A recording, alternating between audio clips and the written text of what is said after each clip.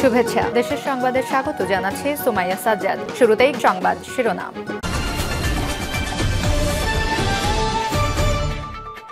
বর্তমান প্রেক্ষাপটে মহাসংকটে বাংলাদেশ রাজনৈতিক অস্থিতিশীলতা ছাড়াও দেশে এক নৈরাজ্যকর পরিস্থিতি বিরাজ করছে। এই পরিস্থিতিতে আমাদের হাতে থাকা সর্বশেষ আপডেট বাংলা সংবাদে আপনাদের স্বাগত। শুরুতেই জানাবো শিরোনাম। দিকে দিকে বঙ্গবন্ধু শেখ মুজিবুর রহমানের স্মৃতি ধ্বংস করা হচ্ছে, দেশে নৈরাজ্য আরো বাড়বে, হিংসার আগুন নিভিয়ে পরিস্থিতি নিয়ন্ত্রণে ইউনূসকে চাপ বিএনপির। এরপরে জানাবো, দুদিন ধরে ঢাকা সহ দেশের বিভিন্ন স্থানে ভাঙচুর নিয়ে যা বলছেন বিশ্লেষকরা। অনেকের দাবি এটা ৩২ নম্বরের বাড়ি রক্ষা করা সরকারের দায়িত্ব ছিল, আইন শৃঙ্খলা বাহিনীর ব্যর্থতা। আবার অনেকেই শেখ হাসিনাকেও দুষছেন। জানিয়ে দেব কাঠগড়ায় শেখ হাসিনাই, দেশবাসীকে আইন শৃঙ্খলা রক্ষার আহ্বান ইউনূসের। এবং সর্বশেষ থাকবে বাংলাদেশের প্রধান রাজনৈতিক দল আওয়ামী লীগকে এবার নিষিদ্ধের সিদ্ধান্ত। শুনছিলেন সর্বশেষ আপডেট বাংলা সংবাদের শিরোনাম, এবারে জানাবো বিস্তারিত। দিকে দিকে বঙ্গবন্ধু শেখ মুজিবুর রহমানের স্মৃতি ধ্বংস করা হচ্ছে, দেশে নৈরাজ্য আরো বাড়বে, হিংসার আগুন নিভিয়ে পরিস্থিতি নিয়ন্ত্রণে ইউনূসকে চাপ বিএনপির। গত দুদিন ধরে বিপ্লবী ছাত্রদের তাণ্ডবে উত্তাল বাংলাদেশ। দিকে দিকে বঙ্গবন্ধু শেখ মুজিবুর রহমানের স্মৃতি ধ্বংস করা হচ্ছে, আওয়ামী লীগের নেতাকর্মী সমর্থকদের বাড়িতে ভাঙচুর করে আগুন লাগিয়ে দেওয়া হচ্ছে। সব মিলিয়ে নৈরাজ্য গোটা দেশে। এই পরিস্থিতিতে মুখ খুলেছে বিএনপি। মোহাম্মদ ইউনূসের অন্তর্বর্তী সরকারের কাছে দ্রুত পরিস্থিতি নিয়ন্ত্রণ করার দাবি জানিয়েছে খালেদা জিয়ার দল। তা না হলে দেশে নৈরাজ্যকর পরিস্থিতি আরো বাড়বে বলে আশঙ্কা তাদের। বাংলাদেশের সংবাদ মাধ্যম প্রথম আলো সূত্রের খবর, এক বিবৃতিতে বিএনপি সিনিয়র যুগ্ম মহাসচিব রুহুল কবির রিজভী বলেন, আমরা গভীর উদ্বেগের সঙ্গে গোটা পরিস্থিতিকে লক্ষ্য করছি। হাজারো শহীদের আত্মত্যাগের মধ্য দিয়ে বিতাড়িত পতিত পরাজিত পলাতক স্বৈরাচার এবং তার দোসরদের উস্কানিমূলক আচরণ, জুলাই আগস্টের রক্তক্ষয়ী ছাত্র গণ অভ্যুত্থান সম্পর্কে অশালীন এবং আপত্তিকর বক্তব্য দেশের জনগণের মধ্যে তীব্র ক্ষোভ ও ক্রোধের জন্ম দিয়েছে। এরই ফলে গত বুধবার ঢাকা সহ দেশের বিভিন্ন স্থানে পতিত স্বৈরাচারের স্মৃতি মূর্তি স্থাপনা ও নাম ফলকগুলো ভেঙে ফেলার মতো ঘটনা ঘটছে। সরকার এই পরিস্থিতি নিয়ন্ত্রণ করতে না পারলে রাষ্ট্র ও সরকারের স্থিতিশীলতা পুরোপুরি হুমকির মুখে পড়বে। রাজনীতির ময়দানে ফের ঘুরে দাঁড়ানোর চেষ্টা করছে আওয়ামী লীগ। দেশের টালমাটাল পরিস্থিতির জন্য ইউনূসের পদত্যাগ চেয়ে ফেব্রুয়ারি মাসে দেশজুড়ে ধর্মঘটের ডাক দিয়েছে তারা। ৫ তারিখ বুধবার জানা যায় দলের নেতাকর্মীদের উদ্দেশ্যে ভিডিও বার্তা হাসিনা দেবেন। সেই থেকেই উত্তেজনার সূত্রপাত হয় বাংলাদেশে। এদিন সন্ধ্যায় বৈষম্য বিরোধী ছাত্র আন্দোলনের আহ্বায়ক হাসনাত আব্দুল্লাহ এক ফেসবুক পোস্টে লেখেন, আজ রাতে বাংলাদেশ ফ্যাসিবাদের তীর্থভূমি মুক্ত হবে। তারপরেই মুজিবের ধানমন্ডির বাড়িতে গিয়ে তাণ্ডব শুরু করে বিক্ষোভকারীরা। হাসিনার বাসভবন সুধা সদনেও আগুন জ্বালিয়ে দেওয়া হয়। বৃহস্পতিবার নিয়ন্ত্রণে আনা যায়নি বিপ্লবীদের। গতকাল রাতে নারায়ণগঞ্জে আওয়ামী লীগের জন্মস্থান নামে খ্যাত বাইতুল আমান ভবন গুড়িয়ে দেওয়া হয়। দুদিন ধরে ঢাকা সহ দেশের বিভিন্ন স্থানে ভাঙচুর নিয়ে যা ভাবছেন বিশ্লেষকরা। ছাত্র সমাজের উদ্দেশ্যে শেখ হাসিনার ভাষণের ঘোষণাকে কেন্দ্র করে ঢাকার ধানমন্ডি ৩২ নম্বরে শেখ মুজিবুর রহমানের বাসভবন থেকে শুরু হয় হামলা ভাঙচুর, পরে যা দেশের বিভিন্ন স্থানে ছড়িয়ে পড়ে। দুদিন ধরে চলমান এসব ঘটনায় সরকারের নিষ্ক্রিয় ভূমিকা নিয়ে প্রশ্ন তুলেছেন দেশের রাজনৈতিক পরিস্থিতির বিশ্লেষকরা। এ ধরনের নৈরাজ্য সৃষ্টির জন্য ক্ষমতাচ্যুত সাবেক প্রধানমন্ত্রী শেখ হাসিনাকে দায়ী করেছেন অনেকেই। বিশেষ করে বাংলাদেশের ভেতরে অস্থিতিশীলতা তৈরি করে তা বহির্বিশ্বে দেখানোর লক্ষ্যে এটিকে পরিকল্পিত পদক্ষেপ হিসেবেও দেখছেন তাদের কেউ কেউ। আবার শেখ হাসিনার নাম দিয়ে এই ধরনের বিশৃঙ্খলাকে জায়েজ করা হচ্ছে বলেও মনে করছেন আরেক পক্ষ। তবে এসব ঘটনা নিয়ন্ত্রণে আনতে না পারলে তা দেশকে যেমন অস্থিতিশীল করে তুলবে, তেমনি তার সুযোগ নেওয়া হতে পারে বলেও বিশিষ্ট জনেরা সতর্ক করেছেন। বুধবার রাত থেকে শুরু হওয়া হামলা ভাঙচুর আর অগ্নিসংযোগের ঘটনা ঘটেছে বৃহস্পতিবারেও।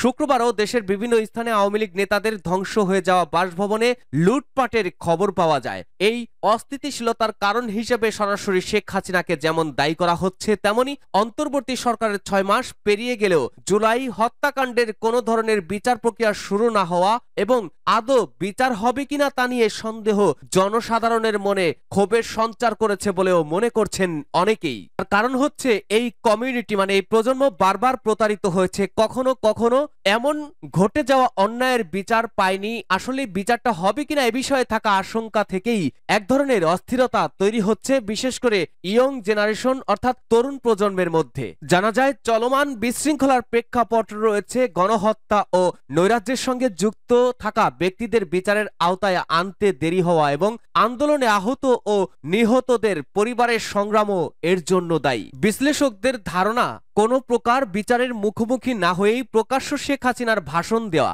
এবং সেখানে জুলাই আগস্টের ঘটনাগুলো নিয়ে কোনো ধরনের দায় স্বীকার না করা কিংবা বিন্দু মাত্র অনুশোচনা না থাকা বিষয়গুলোকে আরো উস্কে দিয়েছে বলেই মনে করেন অনেকেই। বিশিষ্ট দার্শনিক ও সমাজ বিশ্লেষক ফরহাদ মাজহার বলেন, দেশজুড়ে হামলা ও ভাঙচুর, পরাজিত ফ্যাসিস্টদের মধ্যে কোনো প্রকার অনুশোচনা না থাকা এবং জনগণের মধ্যে যে ক্ষত সৃষ্টি হয়েছে সেটাকে অবজ্ঞা করে ক্রমাগতভাবে উস্কানি দেওয়ার ফল হিসাবেই তিনি বলেন, জনগণের মধ্যে গভীর অসন্তোষ ঘটছে, ক্রমেই অনিশ্চয়তা বাড়ছে। এর ফলে গণ অভ্যুত্থান পরবর্তী বাস্তবতায় ফ্যাসিস্ট স্থাপনা হামলার পরিস্থিতি তৈরি হয়। তবে দেশের বিভিন্ন স্থানে ঘটা ঘটনাগুলোকে ভিন্নভাবে দেখছেন রাজনৈতিক বিশ্লেষকরা। তাদের মতে সরকার কিংবা কোনো রাজনৈতিক দল কেউই বাংলাদেশের সাম্প্রতিক ঘটনার দায়িত্ব না নিলেও শেখ হাসিনা উস্কানির কথা বলে ঘটনাগুলোকে জায়েজ করে নিচ্ছে।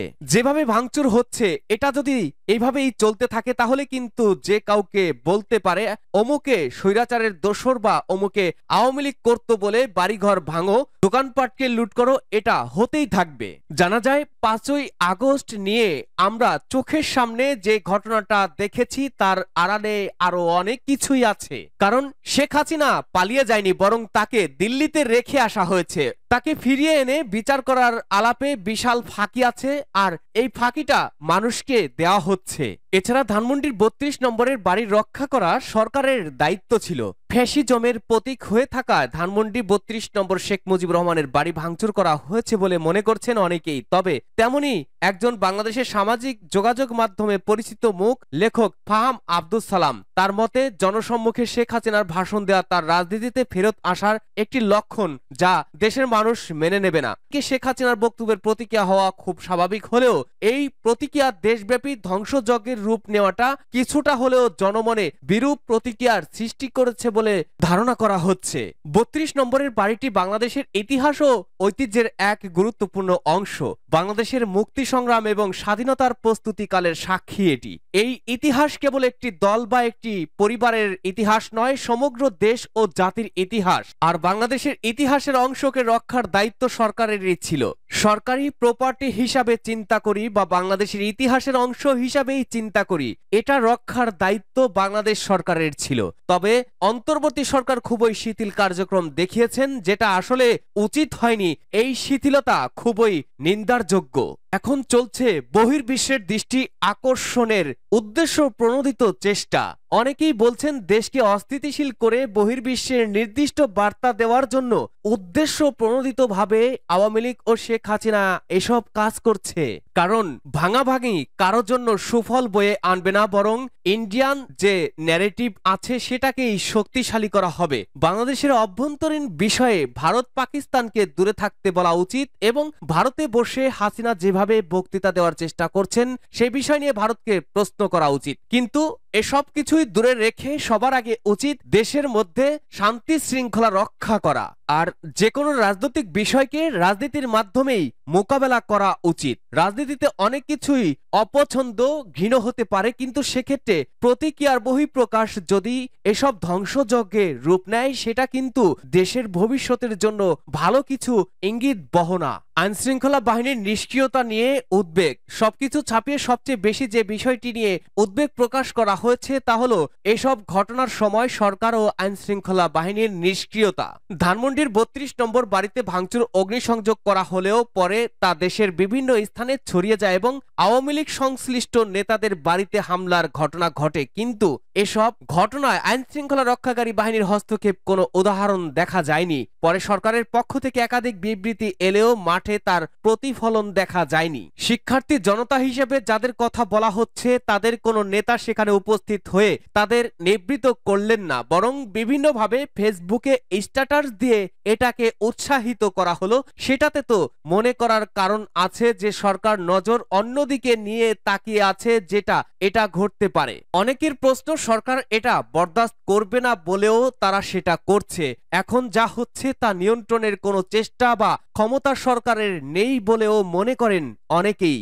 আবার এখন যা চলছে এটাকে আমরা এক শব্দে বলতে পারি মবতন্ত্র বলছেন অনেকেই। এই মন্তব্যকে একবার আশকারা দিলে সেখান থেকে ঘুরে গণতন্ত্রে আসাটা খুব কঠিন হবে, অসম্ভব হয়ে উঠতে পারে। তবে আইনশৃঙ্খলা বাহিনীর জন্য পরিস্থিতি যে সহজ ছিল না তা অস্বীকার করার উপায় নেই। কিন্তু সারা দেশে যখন একটার পর একটা ঘটনা ঘটল তখন আইনশৃঙ্খলা বাহিনীর নিষ্ক্রিয়তা প্রচন্ড উদ্বেগের তৈরি করে। আইনশৃঙ্খলা বাহিনী কার্যত কোনো কাজই করছে না, সেনাবাহিনীকে জনগণের বিপরীতে দাঁড় করানোর বিপদ তৈরি হয়েছে, যা খুবই উদ্বেগজনক। কাঠগড়ায় সেই হাসিনাই দেশবাসীকে আইন শৃঙ্খলা রক্ষার আহ্বান ইউনূসের।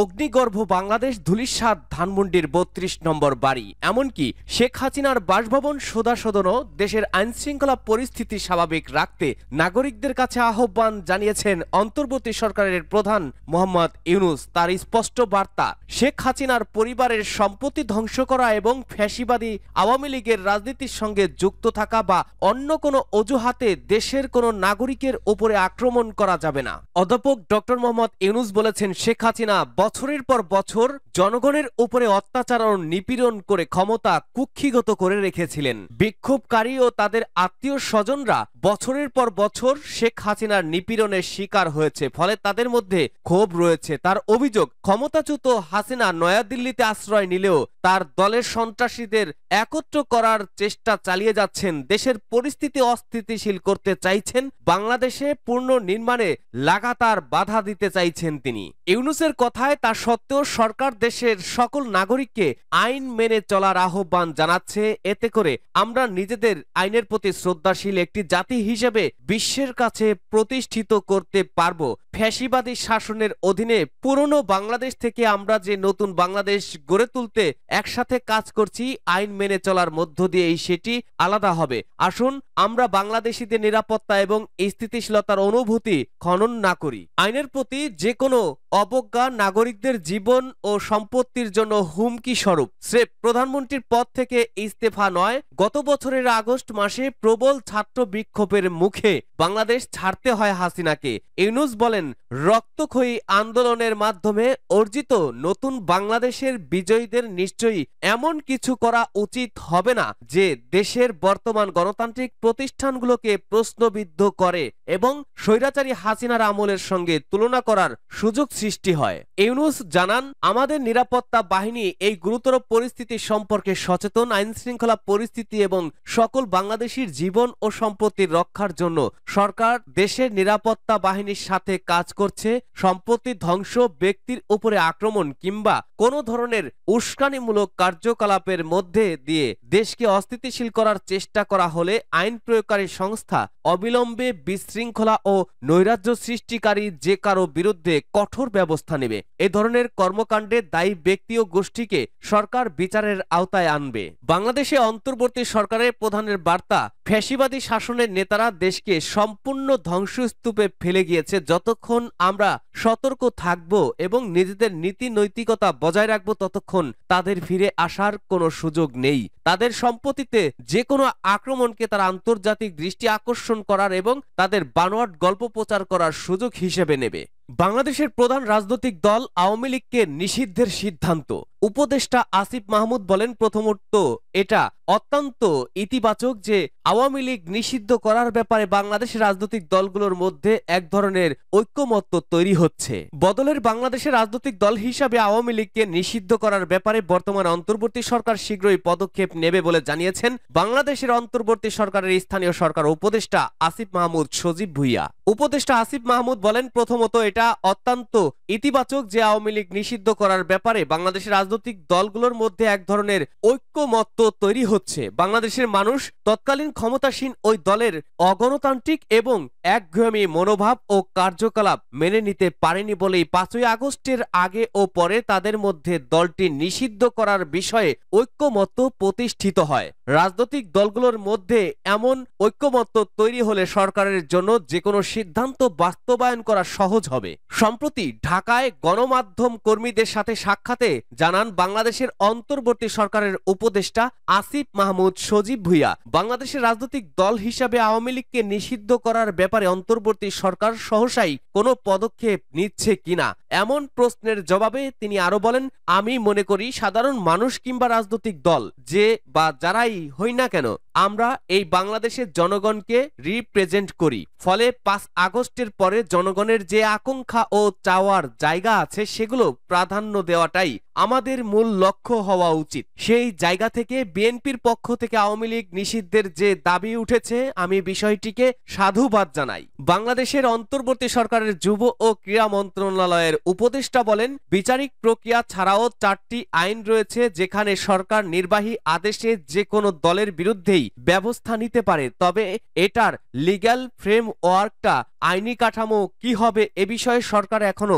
সিদ্ধান্ত নেয়নি। তিনি বলেন, বিচারিক প্রক্রিয়ায় স্বাভাবিকভাবেই জুলাই আগস্টের গণহত্যার জন্য এই হত্যার সঙ্গে স্বৈরাচার আওয়ামী লীগের সম্পৃক্ততা প্রমাণিত হওয়ার কথা। সেক্ষেত্রে আওয়ামী লীগকে দলীয়ভাবে নিষিদ্ধ করা, নিবন্ধন বাতিল সহ যে কোনো ব্যবস্থা সরকার গ্রহণ করতে পারে। তবে বিষয়টি যেহেতু আইনের বাস্তবায়নের সঙ্গে যুক্ত, সেক্ষেত্রে সরকার প্রয়োজনীয় সকল প্রক্রিয়া অনুসরণ করেই আওয়ামী লীগ নিষিদ্ধ করার বিষয়ে একটি চূড়ান্ত সিদ্ধান্তে আসবে। তিনি বলেন, আমি আশ্বস্ত করতে চাই বাংলাদেশের জনগণের চাওয়া প্রতিফলন ঘটাতে বাংলাদেশের অন্তর্বর্তী সরকার এ ব্যাপারে দ্রুতই পদক্ষেপ নেবে। বাংলাদেশে জুলাই গণ অভ্যুত্থানের নেতৃত্ব দেওয়া শিক্ষার্থীদের নতুন রাজনৈতিক দল গঠন প্রসঙ্গে অন্তর্বর্তী সরকারের এই উপদেষ্টা বলেন, 5ই আগস্টের পরিবর্তনের পরে আমরা একটি অন্তর্বর্তীকালীন সরকার গঠন করেছি। একটি গণ অভ্যুত্থান যারা ঘটায় পরবর্তী প্রক্রিয়ার সঙ্গে তাদের সম্পৃক্ততা না থাকার কারণে আমরা অতীতে দেখেছি যে অভ্যুত্থানের অর্জনগুলো সব